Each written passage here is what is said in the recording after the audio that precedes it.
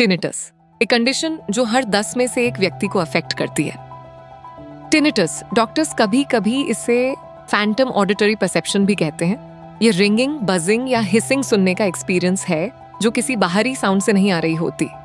ये खुद में कोई डिजीज नहीं बल्कि एक सिम्टम है जो यूजुअली इस बात से जुड़ा होता है कि ईयर और ब्रेन किसी हियरिंग में चेंज के बाद साउंड को कैसे प्रोसेस करते हैं। इस वीडियो में टिनिटस के टॉप एविडेंस रैंक्ड कॉजेस और ट्रीटमेंट्स, रोज की हैबिट्स और सप्लीमेंट्स कैसे मदद करती हैं और असली अनुभव क्या बताते हैं, क्या काम आया क्या नहीं, तो आखिर तक जरूर देखिए। टिनिटस हर पर्सन में अलग तरीके से दिखता है, लेकिन कुछ पैटर्न्स खास तौर पर कॉमन है। एक कांस्टेंट या इंटरमिटेंट रिंगिंग या हिसिंग जो सिर्फ आपको सुनाई देती है। कुछ लोगों को पल्सिंग साउंड महसूस होती है। एक रिदमिक वूशिंग जो हार्ट बीट के साथ सिंक करती है। ये क्वाइट में अक्सर वर्स हो जाती है, रात में या साइलेंट रूम्स में ज्यादा नोटिसेबल होती है और इससे कंसंट्रेशन में रियल ट्रबल आ सकती है। नॉइज की वजह से फोकस करना या सोना मुश्किल हो जाता है। टिनिटस सिर्फ एक चीज नहीं है, ये कुछ मेन पैटर्न्स में बंटा होता है। सब्जेक्टिव टिनिटस सिर्फ आपको सुनाई देता है, ज्यादातर केसेस इसी टाइप के होते हैं। ऑब्जेक्टिव टिनिटस एक रेयर फॉर्म है जिसे डॉक्टर भी डिटेक्ट कर सकते हैं, अक्सर ब्लड वेसल्स से जुड़ा होता है। पल्सेटाइल टिनाइटस एक रिदमिक साउंड है जो ईयर के पास ब्लड फ्लो से जुड़ी होती है और डॉक्टर्स क्रॉनिक टिनाइटस को भी अलग बताते हैं जो 6 महीने से ज्यादा चलता है, एक शॉर्ट टर्म अक्यूट एपिसोड की तुलना में। रिसर्च कई ऐसे मैकेनिज्म्स की तरफ इशारा करती है जो टिनाइटस में कंट्रीब्यूट कर सकते हैं। ये सब कंट्रीब्यूटिंग फैक्टर्स हैं, ना कि आपकी कोई पर्सनल गलती, और इन्हें समझने से ये सब कुछ हो क्या रहा है ये समझने में मदद मिल सकती है। हियरिंग लॉस को 396 स्टडीज का सपोर्ट मिलता है, जिसमें रिसर्चर्स के बीच 98% अग्रीमेंट है। नॉइज एक्सपोजर को 115 स्टडीज का सपोर्ट मिलता है, जिसमें रिसर्चर्स के बीच 100% अग्रीमेंट है। सैलिसिलेट एक्सपोजर को 122 स्टडीज का सपोर्ट मिलता है, जिसमें रिसर्चर्स के बीच 96% अग्रीमेंट है।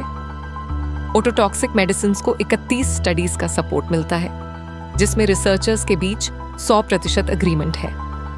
स्ट्रेस और अटेंशन के लूप को 149 स्टडीज का सपोर्ट मिलता है, जिसमें रिसर्चर्स के बीच 100% अग्रीमेंट है। इनमें से कोई भी मैकेनिज्म ये नहीं बताता कि किसी ने अपना टिनाइटस खुद पैदा किया है। ये बस ये डिस्क्राइब करते हैं कि कंडीशन कैसे डेवलप हो सकती है। टिनिटस डायग्नोज करने में यूजुअली कुछ की स्टेप्स शामिल होते हैं। एक हियरिंग टेस्ट यानी ऑडियोग्राम अंदरूनी हियरिंग लॉस की जांच करता है।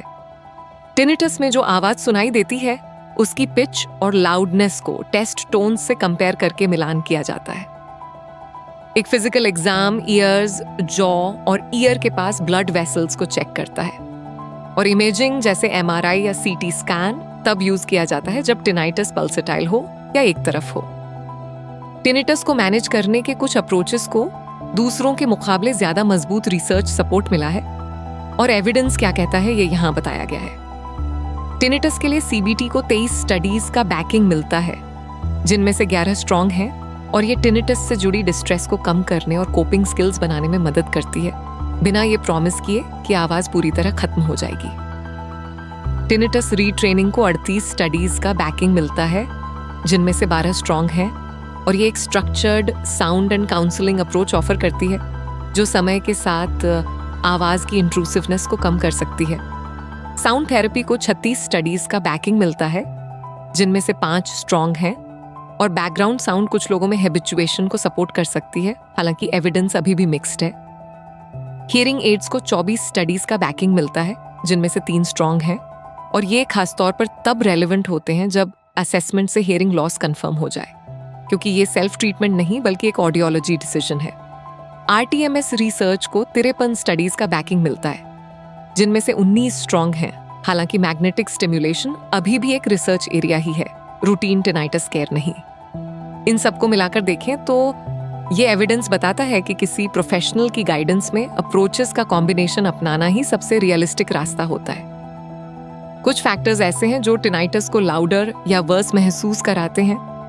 तेज आवाज, स्ट्रेस, नींद ठीक से ना आना, कैफीन और सैलिसिलेट दवाएं, ट्रिगर्स पर्सन के हिसाब से अलग होते हैं। अपना पैटर्न ट्रैक करना सबसे ज्यादा मदद करता है। मेडिकल ट्रीटमेंट के अलावा कुछ एवरीडे हैबिट्स टिनाइटस के साथ जी रहे लोगों के लिए रियल मेजरेबल बेनिफिट दिखाती हैं। योगा उस स्ट्रेस को कम करके मदद करता है जो टिनाइटस को लाउडर महसूस करा सकता है। नर्वस सिस्टम को काम करना साउंड के परसीव्ड वॉल्यूम को भी काम करता है। इसे 103 स्टडीज का सपोर्ट है, जिनमें से 41 स्ट्रॉन्ग हैं, जो इसे इस लिस्ट की बेहतर सपोर्टेड हैबिट्स में से एक बनाता है। सोशल सपोर्ट लेना, बस दूसरों से बात करना कि आप क्या एक्सपीरियंस कर रहे हैं, ये टिनाइटस से होने वाले डिस्ट्रेस को कम करता है, भले ही साउंड खुद न बदले। यह 74 स्टडीज पर बेस्ड है, जिनमें से 4 स्ट्रॉन्ग हैं। कर्क्यूमिन रिच डाइट, टर्मेरिक और दूसरे एंटी इन्फ्लेमेटरी फूड्स पर बेस्ड स्टैंडर्ड टिनाइटस केयर के साथ स्टडी की गई है, ताकि उस इन्फ्लेमेशन को काम किया जा सके जो सिम्टम्स में कंट्रीब्यूट कर सकती है। ये 96 स्टडीज से आता है, जिनमें से 3 स्ट्रॉन्ग हैं। एंटीऑक्सीडेंट रिच डाइट, ढेर सारे फ्रूट्स और vegetables, broader year health support से जुड़ी है, जो हियरिंग में शामिल डेलिकेट स्ट्रक्चर्स को प्रोटेक्ट करने में मदद करती है। 83 स्टडीज ने इसे देखा है, जिनमें से 3 स्ट्रॉन्ग हैं।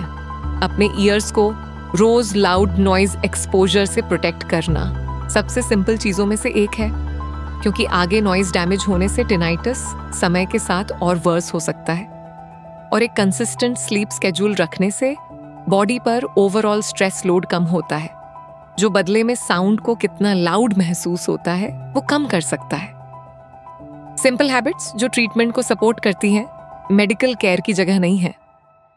ये एक एविडेंस स्क्रीन है, सप्लीमेंट शॉपिंग लिस्ट नहीं। करंट गाइडेंस सप्लीमेंट्स को टिनाइटस ट्रीटमेंट के तौर पर रिकमेंड नहीं करती। गिंको के 21 डायरेक्ट टिनाइटस स्टडीज हैं, 5 स्ट्रॉन्ग। करंट गाइडेंस इसे टिनाइटस ट्रीटमेंट के तौर पर सपोर्ट नहीं करती।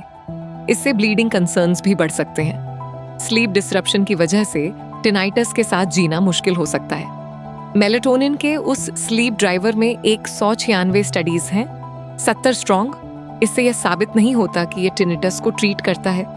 कुछ हियरिंग पाथवेज में इन्फ्लेमेशन पर स्टडी चल रही है।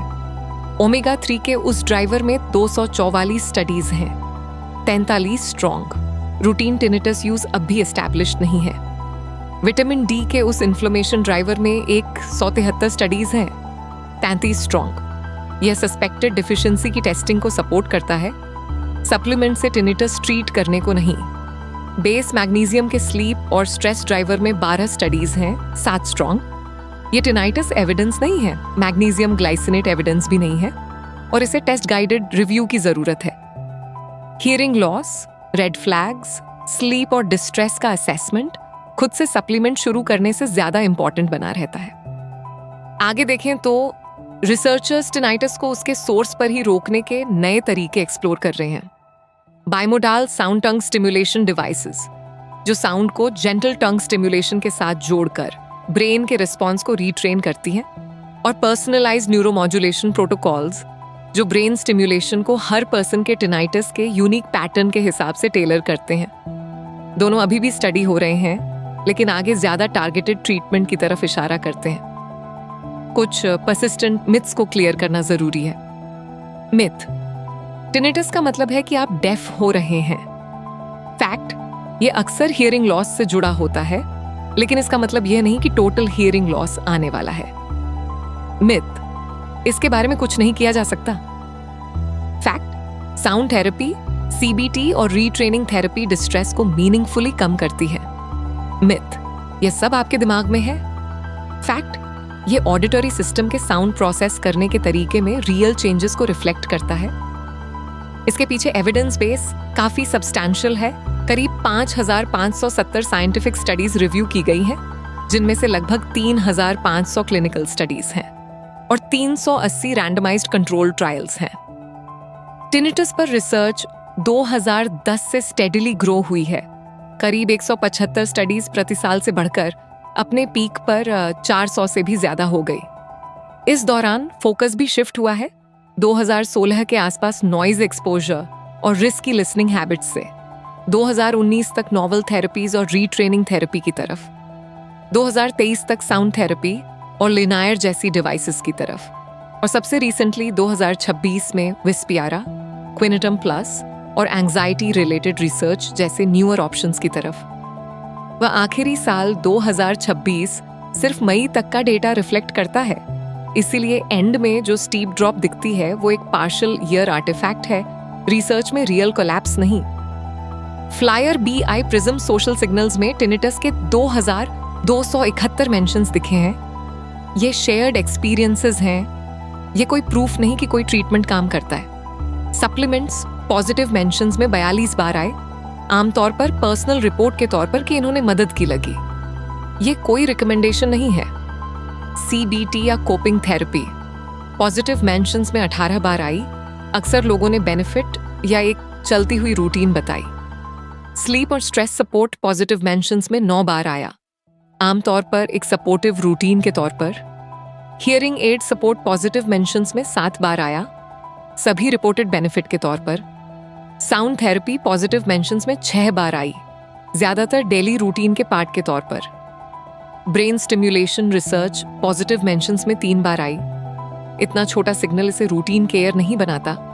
184 नेगेटिव मेंशंस में कहा गया कि कुछ काम नहीं आया। लिंक्ड कैटेगरीज पतली थीं और इनमें सप्लीमेंट्स, CBT या कोपिंग थेरेपी और साउंड थेरेपी शामिल थे। 72 मेंशंस में स्लो या अब तक कोई बदलाव नहीं बताया गया, साथ में सिर्फ एक पतला लिंक्ड सप्लीमेंट सिग्नल था। 37 मेंशंस में स्ट्रॉन्ग रिएक्शंस बताए गए, लेकिन अवेलेबल कैटेगरी लिंक इतना पतला था कि इन्हें किसी स्पेसिफिक अप्रोच से जोड़ा नहीं जा सका। 31 मेंशंस में साइड इफेक्ट्स की बात हुई, साथ में एक पतला लिंक्ड सप्लीमेंट सिग्नल था। 8 मेंशंस में सेफ्टी को लेकर चिंता जताई गई, साथ में एक पतला linked hearing aid support signal था। Flyer BI prism social signal sentiment बताते हैं, प्रूफ नहीं। ऑडियोलॉजी असेसमेंट और क्लिनिशियन एडवाइस किसी सोशल ट्रेंड से कहीं ज्यादा मायने रखते हैं। टिनाइटिस आइसोलेटिंग महसूस हो सकता है, लेकिन साइंस कैचअप कर रही है। बेहतर ट्रीटमेंट्स, क्लियरर आंसर्स और आज रियल सपोर्ट अवेलेबल है।